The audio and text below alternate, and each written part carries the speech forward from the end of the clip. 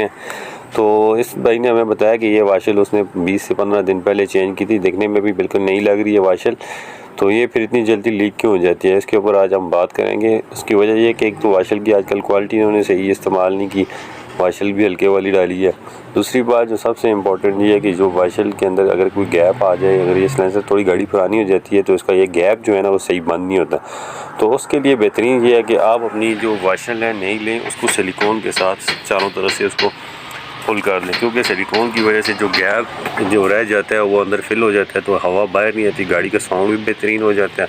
और ये सिलिकॉन जो है ना उसको मजबूत भी रखती है, क्योंकि ये फिर वाशल जो है ना कुछ ऐसे, क्योंकि ये मिट्टी की होती है, ऊपर एक जाली सी टाइप लगी होती है लोहे की, तो उसके अंदर ये फिर इसको महफूज कर लेती है और उस मिट्टी को अंदर से टूटने नहीं देती। देखिए अब इसके स्मूथ हो गया, साउंड बिल्कुल खामोश हो गई गाड़ी।